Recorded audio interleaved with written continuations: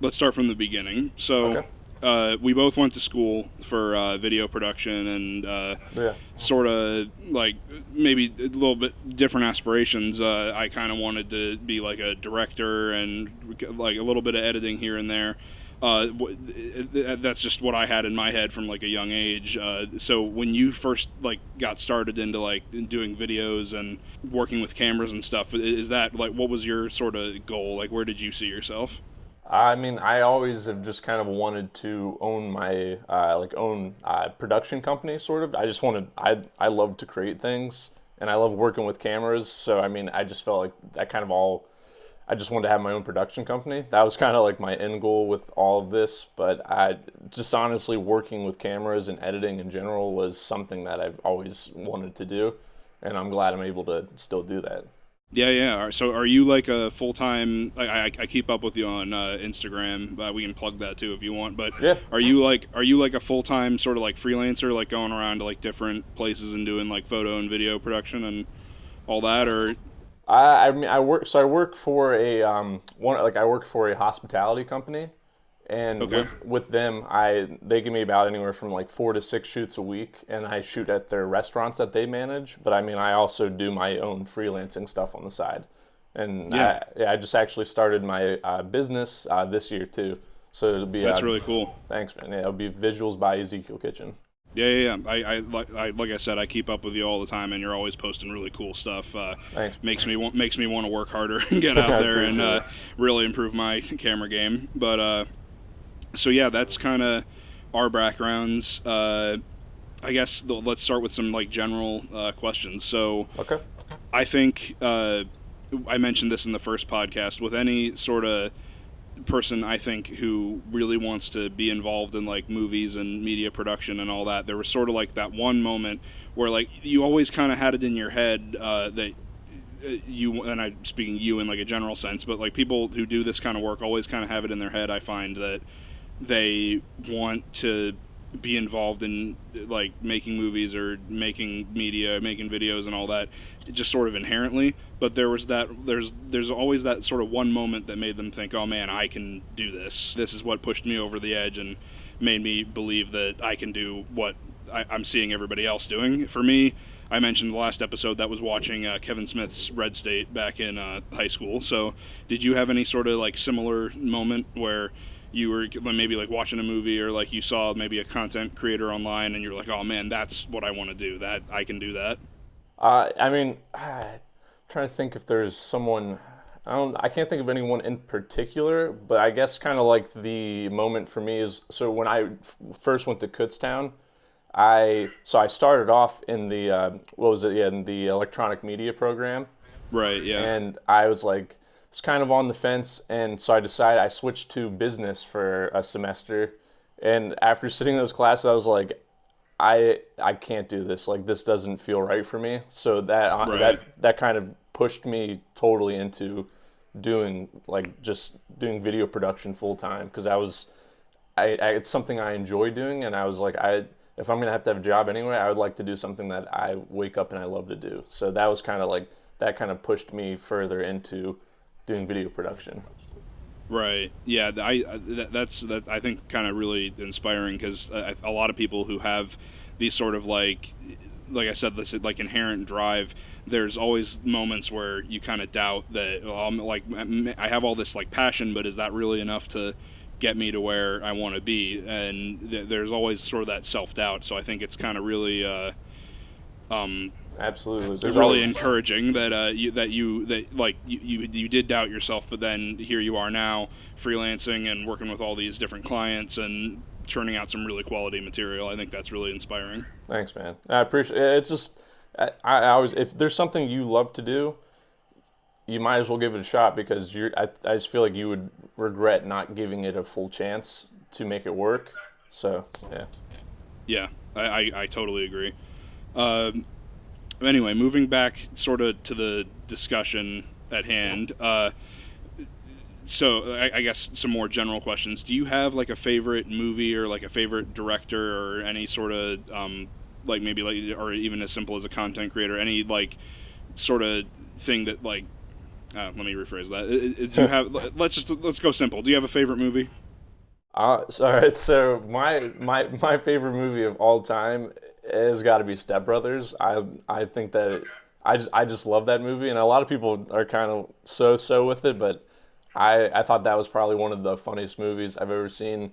And I mean, like the way it was filmed too. I mean, it was nothing like spectacular, but I just thought that, I don't know, that movie's always stuck around with me for such a long time. Yeah. That's I haven't seen that movie in ages, but I think it is it's pretty funny from what I remember. Yeah. Maybe not necessarily my style, but I mean, to each their own. Yeah. Moving on to well, I mean, anyway, we talked sort of about like what got you interested in media production and media creation and all that. Is there any sort of advice that you would like? I mean, we kind of touched on it a little bit, but is there any sort of advice that you would give to someone who's starting out and maybe is going through some of those doubts of like, oh, maybe I would be better in business school or something like that? If it's something that you are passionate about, do it. Don't think twice about it. Just jump in, because you can't just dip your toes. It's one of those things where I think you have to fully commit yourself to. And yeah, I mean, I still have my moments of doubt from time to time. That's not I'm not just like, oh, I think I'm the best, because like I know there's a lot of work I have to do and there's a lot of ways I need to improve as well. But it's something that I love doing, so it's not. I don't look at it necessarily as work. It's just something that I've always done and that I love to do. So I think, yeah, if you want to do it. Don't stop. Like, and just, even if it's everyone, you're gonna suck at first. Everyone sucks at first. That's just how it is. But from that, you get better.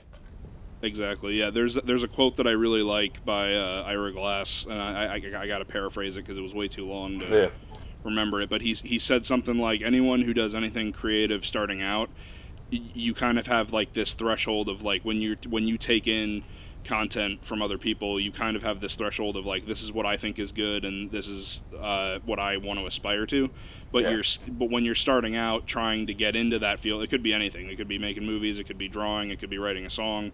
Your ability to match that threshold is never going to be at the level it needs to be when you're starting out. So I think it's very important to recognize that you're going to fail consistently. Absolutely. when you first attempt, and you shouldn't let that discourage you. You should use that as your own sort of like life lessons to, okay, well, I didn't do well in this aspect this time around, I'll make sure to improve on that next time, and then maybe there's a different aspect that you can improve on the second time out, and you just keep going until you hopefully reach that threshold. I think that in our own eyes we never really do, because we're always so hypercritical of everything we make. But that's for sure, man. Yeah, definitely. I think that there does come a moment where you eventually reach that level, whether you realize it or not. So I feel like you said, I think it's very important to recognize that we will get there. It's just a matter of giving it that time and patience. And like Robert Rodriguez said, from the ashes of every failure are the keys to your biggest success. So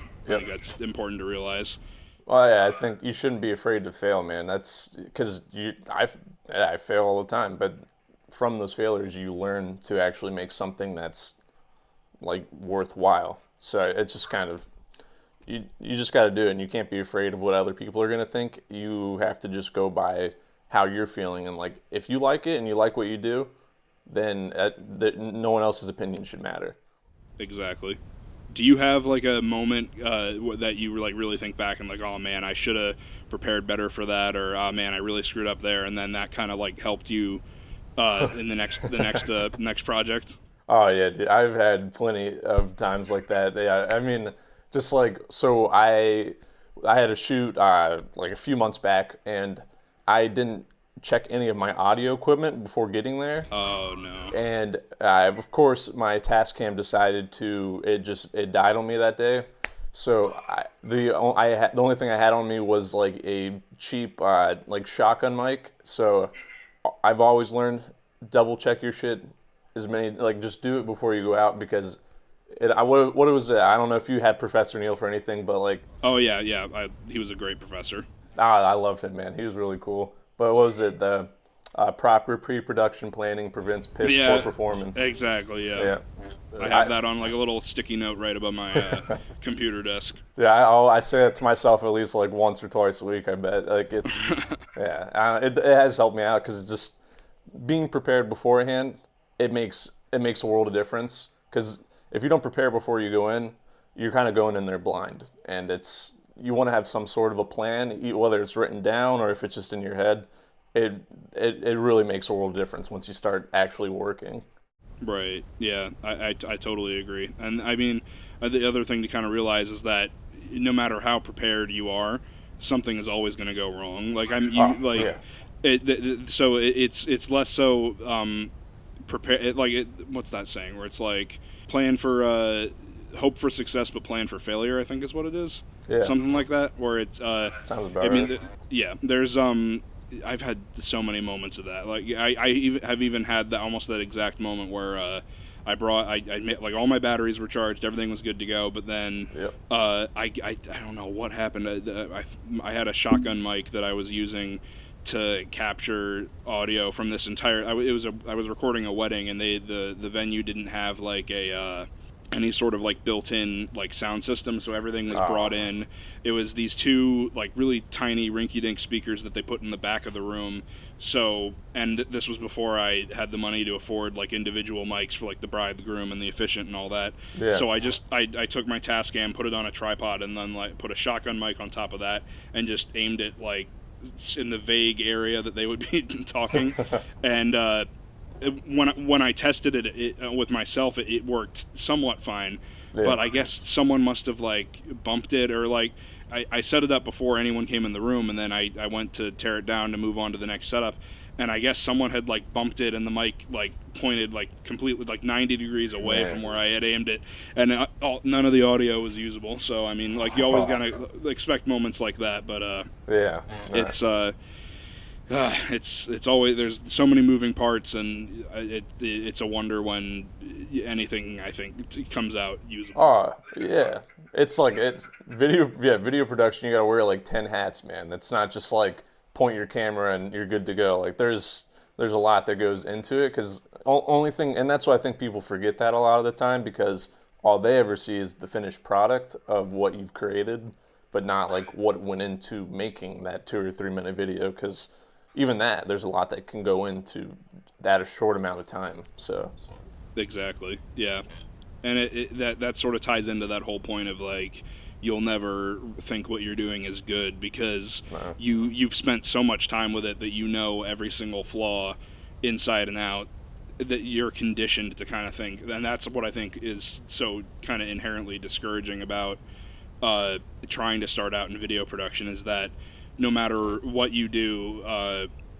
you're always going to see the worst in everything you make, because you can spend weeks and weeks and months on trying your best to make something good, but it's never going to look as good as it is in your head. So I think at some point you just have to accept, okay, I've done my best. Yeah. Let's put this out and see what happens. And 90% of the time, I think that people are they're more forgiving of tiny little mistakes than if you were to just inherently fail and just trick yourself into thinking it's good.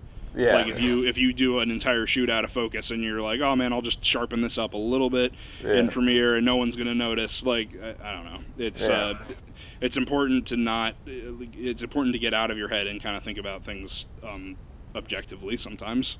Yeah, no, and that's like I do especially with like video editing. I have to, like, after like 3 or 4 hours, I usually get up and take like a walk or something around the block, and then I come back and it kind of just like, because there's maybe like a problem that I got stuck on, or something that I thought was a problem. Then I come back and I'm like, maybe I'm just like overthinking this and being a little too overcritical of like my own work. So sometimes you just gotta step back and like take a look at it and not be so focused, because otherwise, like I can get in my own head pretty easily with, especially like working on edits. So exactly, yeah.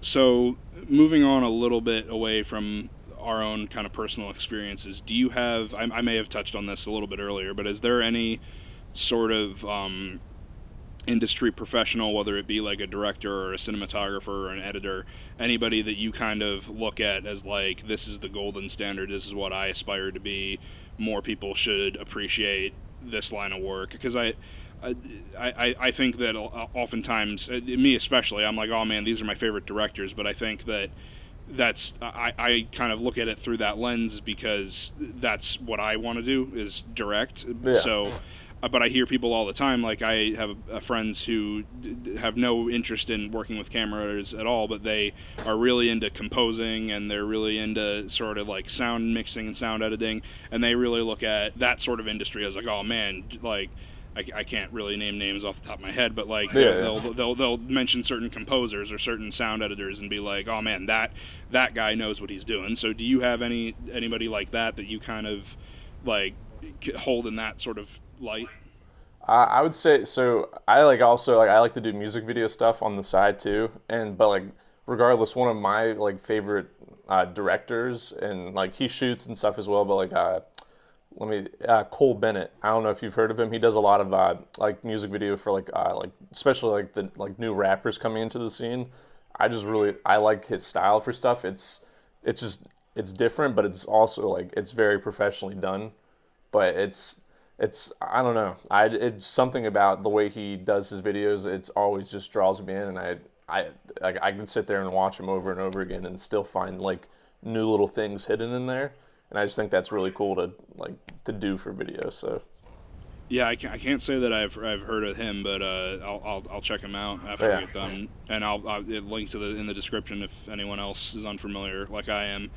But yeah, so that's that's interesting too, because I feel like especially our generation, we're kind of moving, kind of not like necessarily away, but we're sort of broadening our perspective and saying that not all the innovation is coming from like industries and Hollywood and all that. A lot of it is just people who have the means to get their own equipment together and then go out into their own neighborhood and make something. The YouTube sort of generation has kind of added this whole layer of additional inspiration, I feel like.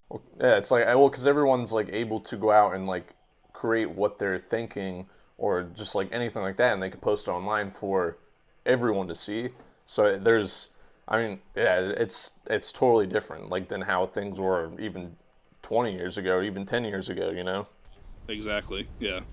I definitely pulled a lot of inspiration from watching content creators on YouTube. I think that was sort of like, I say all the time, like I mentioned earlier, Red State was the movie that sort of made me be like, I want to direct, but I had never even considered getting into video production until I found out that YouTube existed and I saw what people were doing with it, and that just it's such like a, I don't know, it's like a raw, inspiring experience to like look, because it really is sort of like a one-to-one separation. It's just the only thing that's dividing you from the people that you watch is that screen that you view them on. So I think it's made it all, the whole experience much more personal, I feel like, than the whole like, well, we're going to go to the theater and see the new Avengers movie, when you could be like, oh man, I wonder what like one guy I like, Matt Johnson for instance, he does like a lot of really cool breakdown on like cinematography for weddings, and like, oh, here's the lenses and stuff that I use to achieve this effect, and here's some editing tutorial. Like,